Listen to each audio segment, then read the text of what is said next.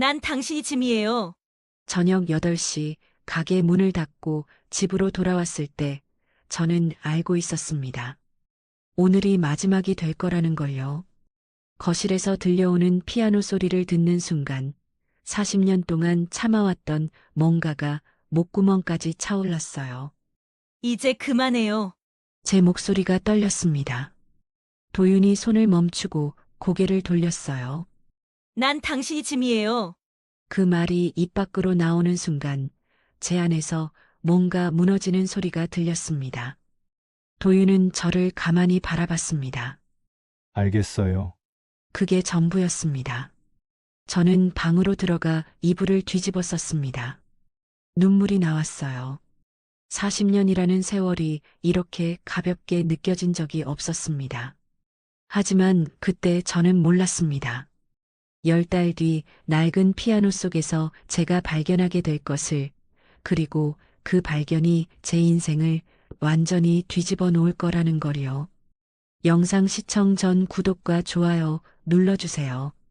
행복한 장여사를 찾아주신 모든 분들께 기쁨과 행복이 가득하시길 바랍니다.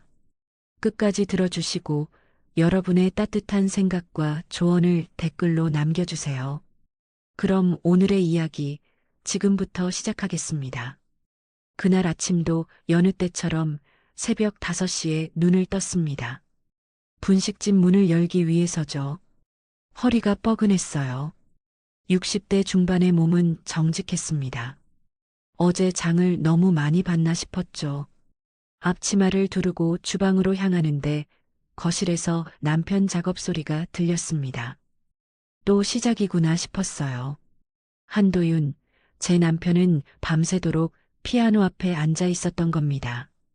건반을 두드리는 소리가 들릴 때마다 제 가슴 속에선 다른 소리가 울렸습니다. 답답함이었을까요? 아니면 분노였을까요? 저는 그 소리를 듣는 게 이제 지겨웠어요. 여보, 아침은 먹고 해요. 제가 부엌에서 말을 걸어도 도윤은 고개조차 돌리지 않았습니다. 그저 악보만 들여다보며 뭔가를 적어 내려갔죠. 연필로 긋는 소리만 들렸어요. 저는 한숨을 삼키고 가게로 향했습니다. 말해봐야 소용없다는 걸 이미 알고 있었으니까요. 분식집은 작았지만 손님이 꽤 있는 편이었습니다. 떡볶이 냄새, 튀김 기름 냄새가 옷에 배는 것쯤은 이제 신경도 쓰이지 않았어요. 40년을 이렇게 살아왔으니까요. 아침부터 저녁까지 서서 일하고 집에 돌아오면 남편은 피아노 앞에 앉아 있고 그게 제 하루였습니다. 사장님, 떡볶이 추가요. 네, 금방 나갑니다. 손님들 사이를 오가며 저는 문득 생각했습니다. 도대체 언제까지 이렇게 살아야 하는 걸까요? 도윤은 명문예술대를 나왔습니다. 피아노도 잘 치고 작곡도 할 줄 알죠. 신혼 때만 해도 저는 자랑스러워했어요. 예술가 남편이라니 멋있지 않습니까? 그런데 문제는 그게 전부였다는 겁니다. 평생 직업이라곤 없었어요. 결혼 초부터 지금까지 생활비는 언제나 제 몫이었습니다. 처음엔 참았습니다. 곧 취직하겠지, 음악 관련 일을 찾겠지 싶었어요. 하지만 1년이 지나고 5년이 지나고 10년이 지나도 도윤은 집에서 피아노만 쳤습니다. 음악으로는 밥벌이 못해요. 제가 그렇게 말했던 게 26살 때였습니다. 신혼 때였죠. 아이 하나를 베고 있을 때였어요. 앞으로 애 키우고 살려면 돈이 필요하다고 제발 일을 좀 구해달라고 말했습니다. 도윤은 그때 아무 말도 하지 않았습니다. 그저 고개를 끄덕이고는 피아노 방으로 들어갔어요. 그 뒤로 그는 밖에서 일을 구하지 않았습니다. 집에서 피아노만 쳤죠. 저는 어쩔 수 없이 일을 시작했습니다. 처음엔 식당에서 설거지를 했어요. 그 다음엔 공장에 다녔고요. 아이 둘을 키우며 악착같이 일했습니다. 그러다 10년 전쯤 작은 분식집을 차렸죠. 빚을 내서요. 저녁 8시 가게 문을 닫고 집으로 돌아왔습니다. 도윤은 여전히 피아노 앞에 있었어요. 온종일 거기 앉아 있었을 겁니다. 밥은 먹었는지 화장실은 갔는지도 모르겠더군요. 저는 현관에 신발을 벗으며 생각했습니다. 이제 정말 못 참겠다고요. 이제 그만해요. 제 목소리가 떨렸습니다. 도윤이 손을 멈추고 고개를 돌렸어요. 난 당신이 짐이에요. 그 말이 입 밖으로 나오는 순간 제 안에서 뭔가 무너지는 소리가 들렸습니다. 40년을 참아온 게 한순간에 터져 나온 거였죠. 도윤은 저를 가만히 바라봤습니다. 그의 눈빛은 놀라움도 분노도 아니었습니다. 그저 담담했어요. 알겠어요. 그게 전부였습니다. 그는 다시 피아노를 향해 고개를 돌렸습니다. 저는 방으로 들어가 이불을 뒤집어 썼습니다. 눈물이 나왔어요. 왜 우는지 저도 몰랐습니다. 화가 나서였을까요? 아니면 후회가 돼서였을까요? 40년이라는 세월이 이렇게 가볍게 느껴진 적이 없었습니다. 다음 날 아침, 도윤은 식탁 위에 서류 한 장을 놓아두었습니다. 이혼 동의서였습니다. 이미 서명이 되어 있었어요. 저는 그 종이를 보며 손이 떨렸습니다. 이렇게 쉽게 끝나는 거였나요? 40년이라는 세월이 이렇게 가볍게 정리되는 거였나요? 하지만 저는 펜을 들었습니다. 그리고 제 이름을 적었습니다. 떨리는 손으로요. 도윤이 떠난 뒤 집은 텅 비어버렸습니다. 아니, 원래 텅 비어 있었는지도 모르겠어요. 그저 그가 없으니까 더 크게 느껴진 거겠죠. 이상한 건 피아노 소리가 들리지 않는 게 이렇게 낯설 줄 몰랐다는 겁니다. 40년 동안 귀에 못이 박히도록 듣던 소리였는데 말이죠. 새벽에 눈을 뜨면 을의 건반 소리가 들렸습니다. 이제 그게 없으니 집이 너무 조용했어요. 저는 여전히 새벽같이 일어나 가게로 향했습니다. 손님들은 변함없이 떡볶이를 주문했고 저도 변함없이 웃으며 서빙했습니다. 하지만 집에 돌아올 때마다 이상했어요. 거실을 지날 때마다 무의식 중에 피아노 쪽을 보게 됐습니다. 엄마, 아빠 연락 왔어요? 일주일쯤 지났을 때 아들 민재가 물었습니다. 저는 고개를 저었습니다. 없어. 연락할 일도 없고. 민재는 그 말에 안도하는 표정을 지었습니다. 다행이네요. 엄마 이제 편하게 사세요. 그동안 엄마 고생만 시킨 사람이잖아요. 편하다는 게 뭘까요? 저는 그 질문에 답을 찾지 못했습니다. 밤마다 혼자 누운 침대는 너무 넓었고 아침마다 혼자 먹는 밥은 너무 많았습니다. 반찬을 두 사람 분량으로 만드는 습관이 남아서 늘 남았어요. 한 달쯤 지났을 때였습니다. 딸 소연에게서 전화가 왔어요. 엄마, 결혼식 날짜 잡았어요. 그래, 언제? 다음 달 27일이요. 소연의 목소리는 들떠 있었습니다. 저는 축하한다고 말했어요. 근데 엄마 아빠한테는 연락 안 하셨죠? 소연의 목소리가 차가워졌습니다. 응, 안 했어. 잘하셨어요. 아빠 오면 분위기만 이상해질 거예요. 평생 돈 한 푼 안 벌고 엄마한테 기생충처럼 살았는데 무슨 면목으로 내 결혼식에 와요? 전화를 끊고 나서 저는 한참을 멍하니 앉아 있었습니다. 아이들은 아버지를 미워했습니다. 당연했죠. 엄마가 고생하는 걸 평생 봐왔으니까요. 그 말이 틀린 건 아니었습니다. 하지만 뭔가 찝찝했어요. 가슴 한편이 무거웠습니다. 어느 날 저는 도윤의 친구에게서 전화를 받았습니다. 박노경 교수였어요. 대학 동기였죠. 몇 년에 한 번씩 연락하는 사이였습니다. 재수 씨, 도윤이 잘 지내나요? 저희 이혼했어요. 전화 너머로 긴 침묵이 흘렀습니다. 노경은 한참 뒤에 말했습니다. 그렇군요. 도윤이가 고향으로 내려갔다고 들었습니다. 네, 알아요. 재수 씨, 혹시 도윤이가 뭐 하는 사람인지 아세요? 저는 어이가 없었습니다. 무슨 뚱딴지 같은 소리인가 싶었어요. 뭐 하긴요. 피아노나 치죠. 40년 동안 그것만 했는걸요. 노경은 작게 한숨을 쉬었습니다. 뭔가 말하려다 참는 것 같았어요. 그렇게 생각하셨군요. 알겠습니다. 건강 조심하세요. 전화는 그렇게 끊겼습니다. 저는 뭔가 이상하다고 느꼈지만 곧 잊어버렸습니다. 가게 일에 치이다 보면 다른 생각할 여유가 없었으니까요. 2달이 지났습니다. 저는 조금씩 익숙해졌습니다. 혼자 자는 것도, 혼자 먹는 것도요. 아침에 일어나면 커피를 한 잔만 탔습니다. 예전엔 2잔을 탔었죠. 밥도 한 공기만 지었어요. 가끔 밤에 잠이 안 올 때면 거실로 나가 텔레비전을 켰습니다. 어느 날은 드라마가 나오고 있었어요. 주인공이 피아노를 치는 장면이었습니다. 아름다운 곡이 흘러나왔죠. 저는 채널을 돌렸습니다. 보고 싶지 않았어요. 석 달째 되던 날이었습니다. 민재가 짐을 들고 집에 왔습니다. 엄마, 저 회사 근처로 이사 가요. 출퇴근이 너무 힘들어서요. 그래, 알았어.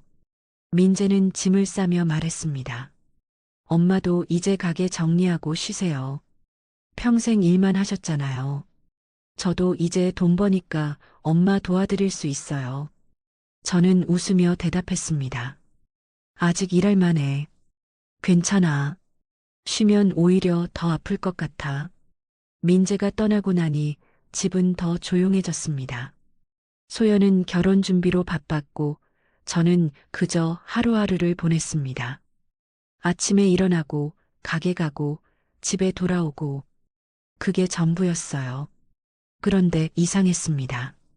예전이랑 똑같은 일상인데 왜 이렇게 공허할까요? 석 달째 되던 날 밤이었습니다. 저는 문득 도윤이 궁금해졌습니다. 어떻게 지내고 있을까요? 밥은 잘 챙겨 먹고 있을까요? 고향집이 추운데 난방은 잘 되는지. 저는 전화기를 들었다가 다시 내려놓았습니다. 연락할 이유가 없었으니까요. 이미 남남이 된 사이였죠. 그날 밤 저는 꿈을 꿨습니다. 도윤이 피아노를 치고 있었어요. 저는 그 옆에 서서 듣고 있었습니다. 곡이 너무 아름다웠어요. 눈물이 날 정도로요. 그런데 깨고 보니 아무것도 기억나지 않았습니다. 어떤 곡이었는지, 어떤 멜로디였는지. 다음 날 아침 저는 평소처럼 가게로 향했습니다. 손님들이 웃으며 인사했고, 저도 웃으며 대답했습니다. 그게 제 일상이었습니다. 그런데 왜일까요? 가슴 한편이 계속 허전했습니다. 뭔가 잃어버린 것 같았어요. 저는 그날 저녁 집에 돌아와 거실을 둘러봤습니다. 도윤이 쓰던 피아노가 그대로 있었습니다. 먼지가 수북이 쌓여 있었어요. 저는 다가가 건반을 한번 눌러봤습니다. 소리가 제대로 나지 않았습니다. 고장 난 건지 아니면 오랫동안 안 쳐서 그런 건지 알 수 없었어요. 이제 버려야겠네. 저는 혼잣말을 하며 피아노 뚜껑을 닫았습니다. 그리고 그날은 그렇게 지나갔습니다. 이혼한 지 10달째 되던 날이었습니다. 소연의 결혼식도 끝나고 민재도 완전히 독립했습니다. 집엔 저 혼자였어요. 큰 집에 혼자 사는 게 의미가 없다는 생각이 들었습니다. 저는 문득 생각했습니다. 이제 집을 정리할 때가 된 것 같다고요. 작은 원룸으로 이사를 가든 아니면 민재네 근처로 가든 해야겠다 싶었어요. 토요일 아침이었습니다. 저는 분식집 문을 닫고 집으로 일찍 돌아왔습니다.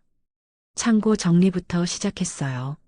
낡은 이불 쓰지 않는 그릇, 아이들 어렸을 때 물건들. 하나씩 꺼내다 보니 추억이 밀려왔습니다. 민재가 초등학교 때 받은 상장, 소연이 그렸던 그림들. 이제 다 보낼 때가 됐네. 저는 쓰레기 봉투에 물건들을 담았습니다. 미련을 두면 끝이 없었어요. 그러다 거실로 나왔습니다. 도윤이 두고 간 피아노가 보였어요. 검은색 페인트가 곳곳에 벗겨진 낡은 업라이트 피아노였습니다. 건반 몇 개는 부서져 있었고 먼지가 두껍게 쌓여 있었죠. 이것도 이제 버려야지. 저는 피아노 앞에 앉았습니다. 마지막으로 한번 쳐보고 싶었어요. 건반을 눌러봤습니다. 소리가 이상했어요. 음이 제대로 나오지 않았죠. 어떤 건 아예 소리가 안 났습니다. 저는 피아노 뚜껑을 열었습니다. 안쪽을 보니 현들이 녹슬어 있었어요. 오래 방치된 악기는 이렇게 망가지는구나 싶었습니다. 그때였습니다. 피아노 아래쪽 페달 근처에서 뭔가 튀어나온 게 보였습니다. 갈색 종이 같았어요. 저는 몸을 숙여 손을 뻗었습니다. 두꺼운 봉투 뭉치가 꺼내졌어요. 테이프로 여러 번 감겨 있었습니다. 이게 뭐지? 저는 테이프를 뜯었습니다. 봉투가 5개 정도 묶여 있었어요. 첫 번째 봉투를 열었습니다. 안에는 악보가 가득 들어 있었습니다. 손으로 직접 쓴 오선지였어요. 도윤의 필체였습니다. 악보마다 제목이 적혀 있었습니다. 겨울 바다, 그날의 약속, 비 오는 골목, 엄마의 자장가. 저는 고개를 갸웃했습니다. 도윤이 작곡한 곡들인가 봐요. 그런데 이상했습니다. 악보 위에 작은 글씨로 뭔가 더 적혀 있었어요. 저는 눈을 가까이 대고 읽어봤습니다. 2007년 MBC 드라마 겨울연가 삽입곡, 2012년 삼성전자 광고음악, 사용, 2015년 영화 약속 OST. 저는 숨이 멎는 것 같았습니다. 이게 무슨 말일까요? 도윤이 이런 일을 했다고요? 드라마 음악을요? 광고 음악을요? 손이 떨렸습니다. 저는 두 번째 봉투를 열었습니다. 계약서가 들어 있었어요. 정식 계약서였습니다. 음악 저작권 계약서, 방송국과의 용역 계약서, 음원 유통 계약서. 저는 한 장 한 장 넘겨봤습니다. 계약서마다 H, D, Y 라는 이름이 적혀 있었어요. 한도윤의 이니셜이었습니다. 이게 대체... 저는 세 번째 봉투를 열었습니다. 통장 사본이 가득 들어 있었어요. 은행 거래 내역서였습니다. 저는 첫 장을 펼쳤습니다. 입금 내역을 보는 순간 저는 그 자리에 주저앉았습니다.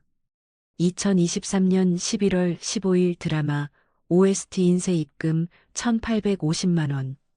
2023년 9월 3일 광고 음악료 입금 2,300만 원. 2023년 6월 30일 음악 저작권료 분기 정산 980만 원. 2023년 4월 20일 영화 음악 사용료 1,200만 원. 저는 다음 장을 넘겼습니다. 그 전 해내역이 나왔어요. 또 넘겼습니다. 2021년, 2020년, 2019년. 계속 입금 내역이 있었습니다. 몇 천만 원씩 매년 꾸준히 들어온 돈들이었어요. 저는 손이 떨려서 통장을 제대로 잡을 수가 없었습니다. 마지막 장을 펼쳤습니다. 가장 최근 잔액이 적혀 있었어요. 2024년 12월 31일 기준 잔액 32억 4,785만 3,420원. 32억 원이었습니다. 저는 통장을 바닥에 떨어뜨렸습니다. 손에 힘이 완전히 풀렸어요. 이게 현실일까요? 제가 지금 꿈을 꾸고 있는 걸까요? 아니면 누가 장난을 치는 걸까요? 저는 다시 통장을 집어들었습니다. 한 장 한 장 천천히 넘겨봤어요. 가장 오래된 입금 날짜는 1994년 3월이었습니다. 금액은 작았습니다. 120만 원. 하지만 그 뒤로 계속 입금이 이어졌어요. 저는 다시 악보를 펼쳤습니다. 한 장 한 장 넘기며 봤어요. 제목들이 낯익었습니다. 분명히 어디선가 들어본 곡들이었어요.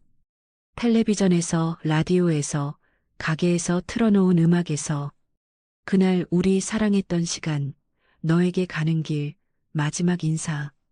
전부 히트한 드라마 주제가들이었습니다.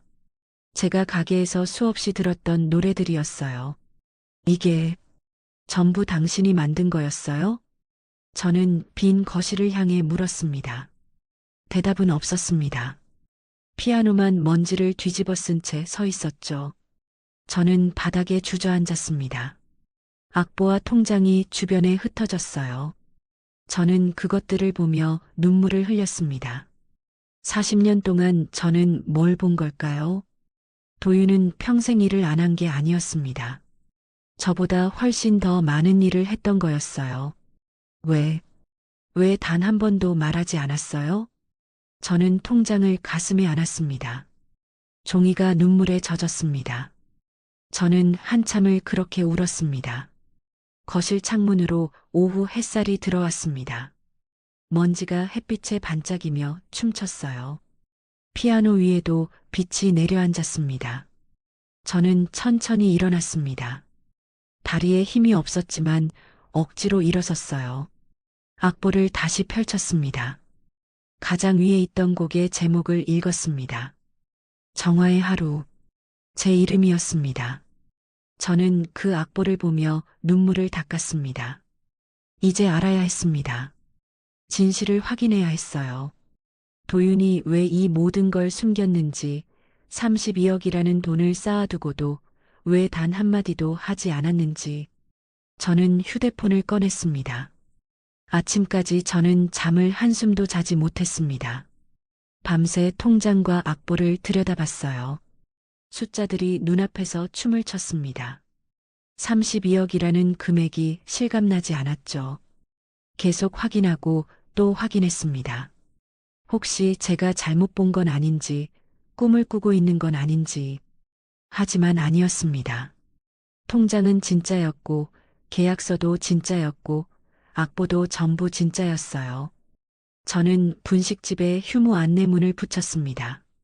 10년 넘게 가게를 운영하면서 단 한 번도 쉬지 않았는데, 그날은 도저히 일을 할 수 없었어요. 손님들한테 미안했지만 어쩔 수 없었습니다. 통장을 다시 펼쳤습니다. 입금 내역을 하나씩 따라가 봤어요. 가장 오래된 입금 날짜는 1994년 3월 23일이었습니다. 결혼한 지 5년째 되던 해였죠. 민재가 5살, 소연이 2살 때였어요. 금액은 120만 원. 당시로선 적지 않은 돈이었습니다. 그 뒤로 꾸준히 입금이 이어졌어요. 1995년 7월 광고 음악료 85만 원. 1997년 11월 드라마 삽입곡 230만 원. 2001년 4월 영화 OST 580만 원. 2005년 9월 방송음악 사용료 890만 원. 저는 손가락으로 대충 계산해 봤습니다. 매년 적게는 몇백만 원, 많게는 몇천만 원씩 들어왔어요. 최근 5년간은 연간 2억 원이 넘었습니다. 제가 분식집에서 1년 동안 벌어봤자 3천만 원 정도였는데 말이죠. 도대체 어떻게 이런 일이. 저는 다시 계약서를 봤습니다. 한 장 한 장 읽어 내려갔어요. 방송국, 광고 대행사, 음반 제작사, 영화사. 이름만 들어도 알만한 곳들이었습니다. 계약서에는 H, D, Y 라는 예명이 적혀 있었죠. 한도윤이라는 본명은 어디에도 없었습니다. 그제야 깨달았습니다. 도윤은 본명 대신 이니셜을 써서 활동했던 겁니다. 그래서 저는 몰랐던 거예요. 텔레비전에서 그의 노래가 나와도, 라디오에서 그의 곡이 흘러도 저는 전혀 눈치채지 못했습니다. H, D, Y 라는 이름이 제 남편인 줄 어떻게 알았겠어요. 저는 휴대폰을 꺼냈습니다.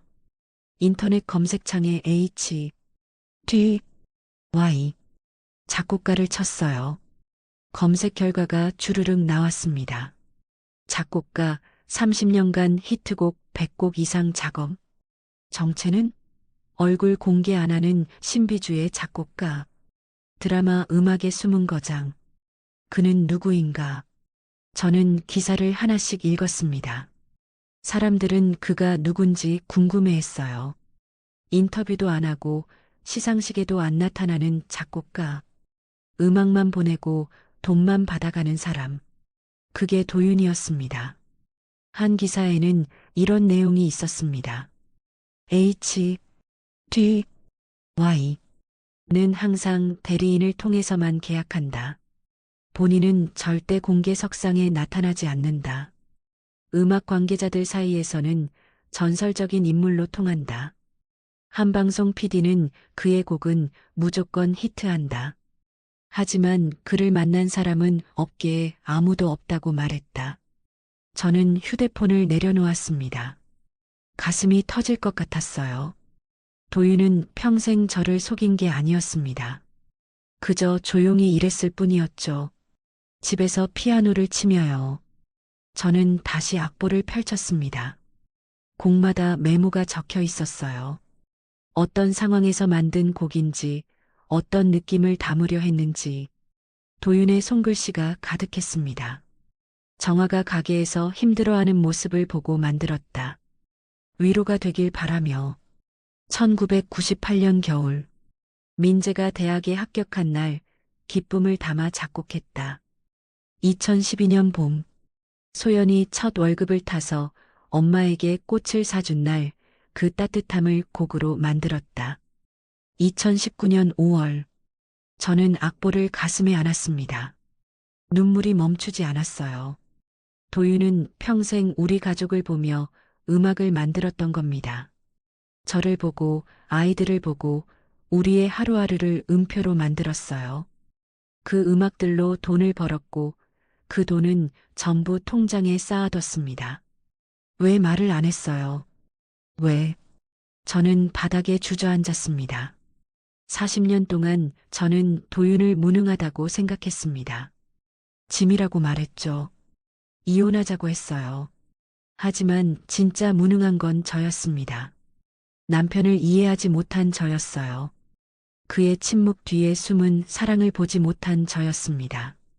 박노경 교수의 연구실은 대학 음악관 3층에 있었습니다. 저는 오랜만에 대학 캠퍼스를 걸었어요. 젊은 학생들이 웃으며 지나갔습니다. 악기를 든 학생들, 악보를 들고 뛰어가는 학생들. 40년 전 도윤도 저런 모습이었겠죠. 계단을 올라가는데 다리가 후들거렸습니다. 긴장 때문이었어요. 노경 교수가 뭐라고 말할까요? 혹시 제가 잘못 이해한 건 아닐까요? 저는 307호 앞에 섰습니다. 문패에 박노경 교수라고 적혀 있었어요. 손을 들어 놓고 했습니다. 들어오세요. 저는 문을 열었어요. 교수님, 저 이정화입니다. 노경은 책상에서 일어나며 안경을 벗었습니다. 놀란 표정이었어요. 재수 씨, 아니. 이제 그렇게 부르면 안 되겠네요. 어서 오세요. 무슨 일이세요? 저는 연구실 안으로 들어갔습니다. 책장 가득 악보와 책들이 꽂혀 있었어요. 피아노도 한 대 놓여 있었죠. 노경은 소파를 가리키며 앉으라고 했습니다. 차를 내왔어요. 무슨 일로 오셨습니까? 저는 가방에서 통장과 계약서를 꺼냈습니다. 책상 위에 펼쳤어요. 노경은 그걸 보더니 천천히 고개를 끄덕였습니다. 놀라는 기색이 없었어요. 결국 아셨군요. 교수님은 알고 계셨어요? 노경은 창밖을 바라보며 한숨을 쉬었습니다. 대학 때부터 알았습니다. 도윤이는 천재였어요.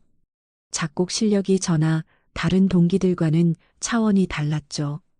교수님들도 인정하셨어요. 졸업 후엔 당연히 음악계에서 크게 성공할 거라고 모두 믿었습니다. 저는 차를 한 모금 마셨습니다. 손이 떨렸어요. 찻잔이 부딪히는 소리가 났습니다. 그런데 왜 저한테는 한 번도 말하지 않았을까요? 32억을 모아놓고도요.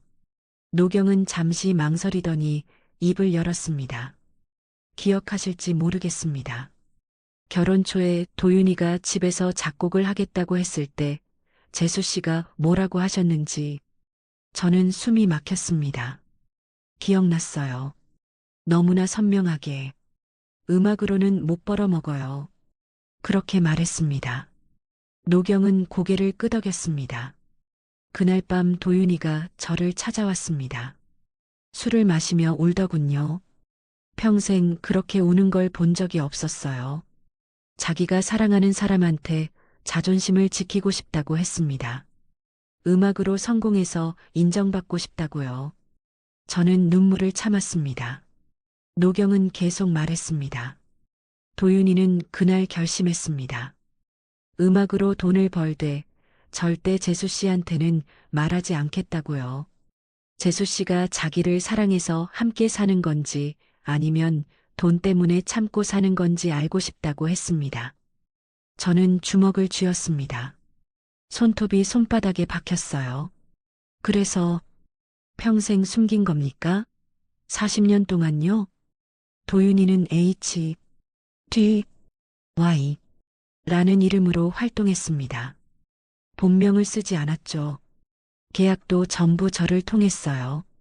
제가 대리인 역할을 했습니다. 방송국 사람들도 제작자들도 그의 얼굴을 모릅니다. 만난 적이 없으니까요. 노경은 책장에서 CD 하나를 꺼냈습니다. 2005년에 나온 드라마 OST였어요. 이 앨범 재수 씨도 아실 겁니다.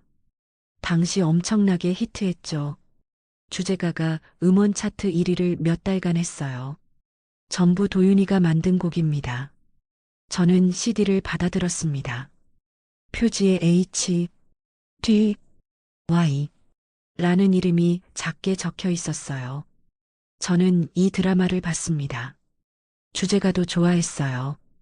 가게에서 라디오로도 수없이 들었죠. 그게 남편의 곡이었다니. 도윤이는 작곡료를 한 푼도 쓰지 않았습니다. 전부 통장에 모아뒀어요. 저한테 말하더군요. 언젠가 재수 씨가 힘들 때 쓰라고, 아이들 결혼 자금으로 쓰라고요.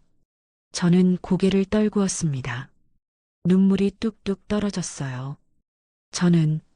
저는 그 사람한테 짐이라고 말했습니다. 이혼하자고 했어요. 노경은 한숨을 쉬었습니다. 도윤이는 평생 가족의 자존심을 지키려 했습니다. 재수 씨가 당당하게 살 수 있도록요. 본인은 그림자가 되어도 괜찮다고 했습니다. 재수 씨가 스스로 돈을 벌어서 자랑스러워하는 모습이 좋다고 하더군요. 저는 소파에 기댔습니다. 온몸에 힘이 빠졌어요. 40년 동안 저는 도대체 뭘 본 걸까요? 남편의 사랑을 왜 몰랐을까요? 그의 침묵이 이렇게 깊은 의미였다는 걸 왜 깨닫지 못했을까요? 교수님, 도윤이는 지금 어디 있나요? 고향으로 내려갔다고 들었습니다. 강원도 평창 어디쯤인 걸로 알고 있어요. 작은 교회 옆집이라고 하더군요. 저는 가방을 들었습니다. 일어서려는데 다리에 힘이 없었어요. 노경이 부축했습니다. 괜찮으세요? 네, 괜찮습니다. 가봐야 해요. 도윤이를 만나러요. 노경은 제 손을 잡았습니다. 도윤이는 재수 씨를 원망하지 않습니다. 그저 사랑했을 뿐이에요. 지금도 사랑하고 있을 겁니다. 저는 고개를 끄덕였습니다. 연구실을 나와 복도를 걸었습니다. 눈물이 계속 났습니다. 학생들이 저를 보고 걱정스러운 눈빛을 보냈지만 신경 쓸 겨를이 없었어요. 계단을 내려가며 저는 생각했습니다. 제가 얼마나 큰 실수를 했는지, 얼마나 소중한 사람을 모르고 살았는지, 40년이라는 시간을 얼마나 허비했는지. 캠퍼스를 나와 버스 정류장으로 향했습니다. 도윤을 만나러 가야 했어요. 무릎 꿇고 사과해야 했습니다. 당장이라도 달려가고 싶었습니다. 집으로 돌아와 저는 가방을 챙겼습니다. 통장과 악보를 넣었어요. 그리고 거울을 봤습니다. 얼굴이 엉망이었습니다. 눈이 퉁퉁 부어 있었죠. 도윤아, 기다려. 내가 갈게. 저는 현관문을 열었습니다. 강원도행 기차를 탔습니다. 창밖으로 풍경이 빠르게 지나갔어요. 서울을 벗어나자 산과 들판이 보였습니다. 저는 가방 속 통장을 만지작거렸습니다. 손에서 땀이 났어요. 무슨 말을 해야 할까요? 어떻게 사과해야 할까요? 40년 동안 당신을 오해했다고, 미안하다고 말하면 될까요? 그게 용서받을 수 있는 말일까요? 노경 교수에게 물어서 도윤의 주소를 알아냈습니다. 평창군 어느 작은 마을이었어요. 기차에서 내려 버스를 갈아타고 또 1시간을 달렸습니다. 산길을 구불구불 올라갔어요. 마을 입구에 도착했을 땐 해가 기울고 있었습니다. 작은 교회가 보였어요. 십자가가 햇빛을 받아 반짝였습니다. 그 옆에 낡은 시골집 한 채가 있었어요. 노경이 말한 바로 그 집이었죠. 저는 대문 앞에 섰습니다. 심장이 너무 빨리 뛰었어요. 귀에서 쿵쿵거리는 소리가 들렸습니다. 손이 떨렸어요. 대문을 두드려야 하는데 용기가 나지 않았습니다. 그때 뒷마당에서 소리가 들렸습니다. 누가 흥얼거리는 소리였어요. 저는 조심스럽게 담벼락을 따라 걸었습니다. 텃밭이 보였어요. 상추, 고추, 토마토가 심어져 있었습니다. 누군가 허리를 굽혀 채소를 따고 있었습니다. 도윤이었습니다. 그는 바구니를 들고 상추를 따고 있었어요. 예전보다 더 마른 것 같았습니다. 등이 굽었고요. 머리에 흰머리가 훨씬 많아졌습니다. 낡은 회색 티셔츠와 작업복 바지를 입고 있었어요. 저는 그 자리에 얼어붙었습니다. 입이 떨어지지 않았어요. 뭐라고 말해야 할까요? 어떻게 시작해야 할까요? 목구멍에서 말이 나오지 않았습니다. 도윤이 고개를 들었습니다. 저와 눈이 마주쳤어요. 그는 잠시 놀란 표정을 지었습니다. 눈을 크게 떴죠. 하지만 곧 미소를 지었습니다. 너무나 자연스럽게요. 밥은 먹었어? 그게 그의 첫마디였습니다. 40년 동안 매일 듣던 그 말이었어요. 저는 그 말을 듣는 순간 무너졌습니다. 눈물이 폭포처럼 쏟아졌어요. 저는 그 자리에 주저앉았습니다. 다리에 힘이 풀렸어요.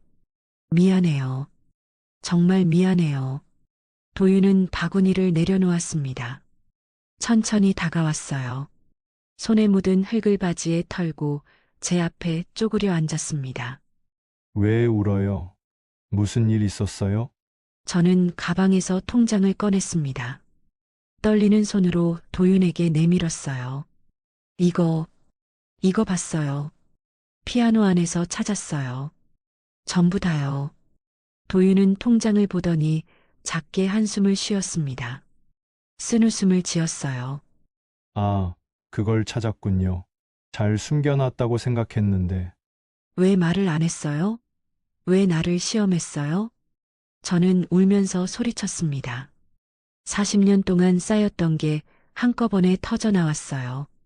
도윤은 하늘을 올려다봤습니다. 구름이 천천히 흘러가고 있었어요. 시험한 게 아니에요. 그냥 당신이 사랑한 게 나였는지, 돈이었는지, 나도 그게 궁금했어요. 저는 주먹으로 땅을 쳤습니다.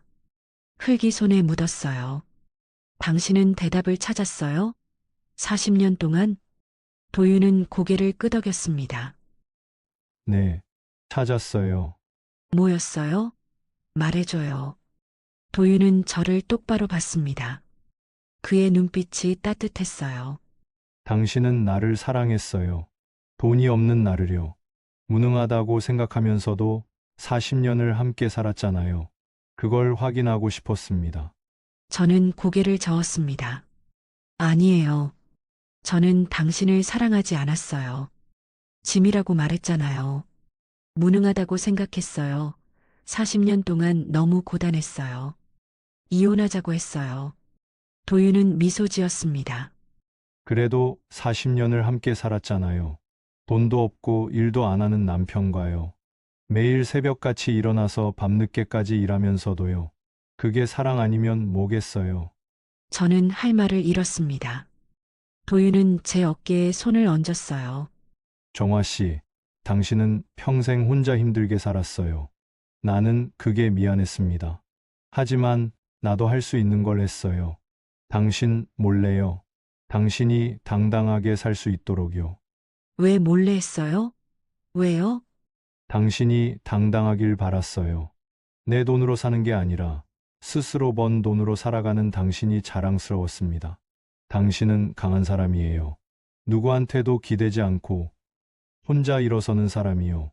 저는 도윤의 손을 잡았습니다. 손이 거칠었어요. 텃밭 일을 하느라 그렇게 된 거겠죠. 저는 멍청했어요. 당신의 음악을 이해하지 못했어요. 당신이 얼마나 대단한 사람인지 몰랐어요. 도윤은 고개를 저었습니다. 아니에요. 당신은 내 음악 그 자체였어요. 당신이 없었으면 나는 한 곡도 쓸 수 없었을 겁니다. 무슨 말이에요? 도윤은 일어서서 집 안으로 들어갔습니다. 잠시 후 악보 한 장을 들고 나왔어요. 저에게 건넸습니다. 이거 봐요. 악보 제목은 정화의 아침이었습니다. 저는 악보를 펼쳤어요. 음표들이 오선지 위에서 춤췄습니다. 당신이 새벽에 일어나 가게 가는 모습을 보며 만든 곡이에요. 당신이 웃을 때, 화낼 때, 피곤해할 때 전부 곡으로 만들었습니다. 당신의 하루하루가 내 음악이었어요. 그게 내 인생 전부였습니다. 저는 악보를 가슴에 안았습니다. 눈물이 멈추지 않았어요. 도윤은 제 머리를 쓰다듬었습니다. 그의 손길이 따뜻했어요. 이제 그만 울어요. 배고프지 않아요? 저녁 해줄게요. 저는 고개를 끄덕였습니다. 도윤은 웃으며 일어나 제 손을 잡아 일으켰어요. 그의 손은 여전히 따뜻했습니다. 도윤의 집은 작았지만 깨끗했습니다. 현관을 들어서니 소박한 거실이 보였어요. 낡은 소파 하나, 작은 식탁 하나, 그리고 창가에 놓인 피아노 한 대. 서울에 두고 온 것과 비슷한 모델이었습니다. 여기서도 피아노 치세요? 저는 피아노를 보며 물었습니다. 도윤은 고개를 끄덕였어요. 가끔요. 이제는 곡을 안 써요. 그냥 치고 싶을 때만 칩니다. 예전 곡들을 연습하거나요. 도윤은 부엌으로 가서 저녁을 준비했습니다. 저는 거실에 앉아 피아노를 바라봤어요. 건반 위에 먼지가 없었습니다. 자주 치는 것 같았어요. 악보도 몇 장 놓여 있었죠. 밥 됐어요. 이리 와요. 식탁에 된장찌개와 나물 반찬이 차려졌습니다. 김치, 계란말이, 멸치볶음. 소박한 식사였지만 정갈했어요. 저는 숟가락을 들었습니다. 맛있네요. 다행이에요. 혼자 살다 보니 요리 실력이 늘었어요. 우리는 오랜만에 마주 앉아 밥을 먹었습니다. 40년을 함께 살았지만 이렇게 조용히 밥을 먹은 적이 별로 없었어요. 늘 저는 피곤해서 빨리 먹고 자려고 했고 도윤은 혼자 늦게 먹거나 아예 거르는 경우가 많았으니까요. 도윤 씨, 네, 제가 많이 미안해요. 평생 당신을 오해했어요. 당신이 얼마나 힘들었을지. 도윤은 수저를 내려놓았습니다. 오해한 게 아니에요. 당신이 본 게 맞아요. 나는 정말 집에서 피아노만 쳤으니까요. 밖에 나가서 일하는 것처럼 보이지 않았죠. 하지만 당신은 일을 했잖아요. 저보다 훨씬 더 많이요. 하지만 그게 내 일이었어요.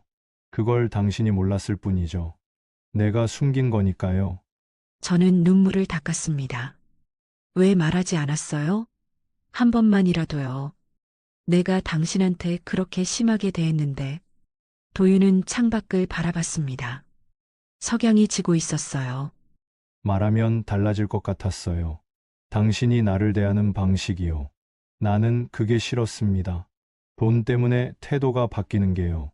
무슨 뜻이에요? 도윤은 저를 봤습니다. 당신은 나를 무능하다고 생각했지만, 그래도 함께 살았어요. 짐이라고 하면서도 밥을 챙겨줬죠. 아프면 걱정했고요. 그게 진짜 사랑이라고 생각했어요. 조건 없는 사랑이요. 저는 고개를 숙였습니다. 저는 사랑이 아니었어요. 그냥 의무였어요. 결혼했으니까요. 의무로 40년을 살 수 있나요? 매일 새벽같이 일어나서요. 저는 대답할 수 없었습니다. 도윤은 계속 말했습니다.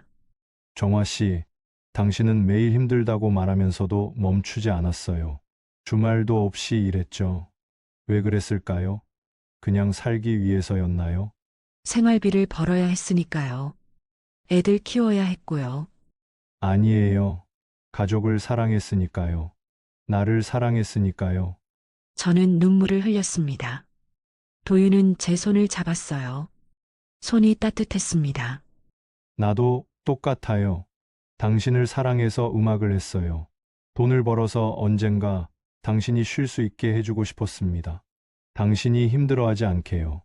그런데 왜 쓰지 않았어요? 32억이나 모아놓고요. 저는 매일 허리 아프다고 신음하면서 일했는데요.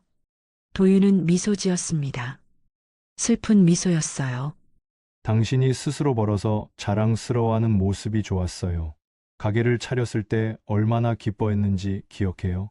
내 돈으로 편하게 살면 그게 당신의 자존심을 꺾는 것 같았습니다. 저는 고개를 저었습니다. 당신 자존심은 생각 안 했어요? 저한테 무능하다는 소리 들으면서요. 나는 괜찮았어요. 음악이 있었으니까요. 당신과 아이들이 있었으니까요. 저는 식탁에 이마를 댔습니다. 울음이 터져 나왔어요. 도윤은 제 등을 쓰다듬었습니다. 한참을 그렇게 있었어요. 저녁을 먹고 우리는 마당으로 나왔습니다. 낡은 나무 벤치에 나란히 앉았어요. 하늘에 별이 쏟아질 것 같았습니다. 서울에서는 절대 볼 수 없던 별들이었어요. 은하수도 보였습니다. 정화 씨, 네, 후회하지 마요. 우리가 살아온 40년을요. 힘들었지만 의미 있었어요. 어떻게 후회하지 않아요? 저는 당신을 그렇게 대했는데요. 모든 순간이 의미 있었어요. 당신이 힘들어했던 순간들도, 내가 외로웠던 순간들도요. 그 시간들이 있었기에 지금 우리가 여기 앉아 있잖아요. 저는 도윤의 손을 꼭 잡았습니다. 저는 이제 어떻게 해야 해요? 도윤은 하늘을 보았습니다. 별이 반짝였어요. 저는 그의 얼굴을 봤습니다. 주름이 깊어진 얼굴이었지만 여전히 따뜻했어요. 당신 옆에 있고 싶어요. 남은 시간이라도요. 이제라도 제대로 함께 살고 싶어요. 도윤은 웃었습니다. 밝게요. 우리는 한참을 말없이 앉아 있었습니다. 별빛이 우리를 비췄어요. 바람이 불었습니다. 도윤의 옷자락이 펄럭였죠. 제 머리카락도 흩날렸어요. 내일 피아노 쳐줄래요? 제가 듣고 싶어요. 저는 물었습니다. 도윤은 고개를 끄덕였어요. 그날 밤 저는 도윤의 집에서 잤습니다. 작은 방이었지만 편안했어요. 40년 만에 처음으로 마음이 편했습니다. 곁에서 도윤의 숨소리가 들렸어요. 저는 눈을 감았습니다. 평생 처음으로 평화로웠습니다. 며칠 뒤 저는 서울로 다시 올라왔습니다. 정리할 게 있었어요. 가게를 정리하고 집도 정리해야 했습니다. 도윤과 함께 살기로 했으니까요. 분식집 문을 열었습니다. 단골 손님들이 반겼어요. 사장님, 어디 다녀오셨어요? 며칠 문 닫으셔서 걱정했잖아요. 네, 잠깐 볼 일이 있어서요. 저는 웃으며 대답했습니다. 그날 저는 손님들에게 말했습니다. 다음 달부터 가게 문 닫을 거예요. 오랫동안 감사했습니다. 손님들은 놀랐습니다. 10년 넘게 운영했던 가게였으니까요. 왜요? 무슨 일 있으세요? 남편한테 가려고요. 이제 함께 살려고 합니다. 손님들은 축하해줬습니다. 저는 마지막까지 최선을 다해 장사했어요. 떡볶이를 만들고 손님들을 맞이했습니다. 하나하나가 소중한 시간이었어요. 한 달이 지났습니다. 가게를 정리하고 집으로 돌아왔어요.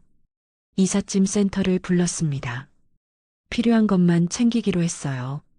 옷가지, 사진, 추억이 담긴 물건들만요.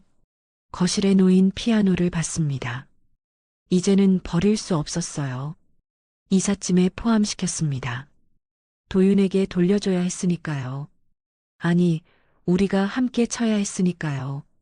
짐을 다 싸고 마지막으로 집을 둘러봤습니다. 40년을 산 집이었어요. 아이들이 자란 집이었죠. 민재가 첫걸음을 뗀 거실, 소연이 피아노를 배우던 방. 추억이 가득한 공간이었습니다. 거실 피아노 위에 봉투 하나가 놓여 있었습니다. 없던 거였어요. 저는 봉투를 집어들었습니다. 안에 악보 한 장이 들어 있었어요.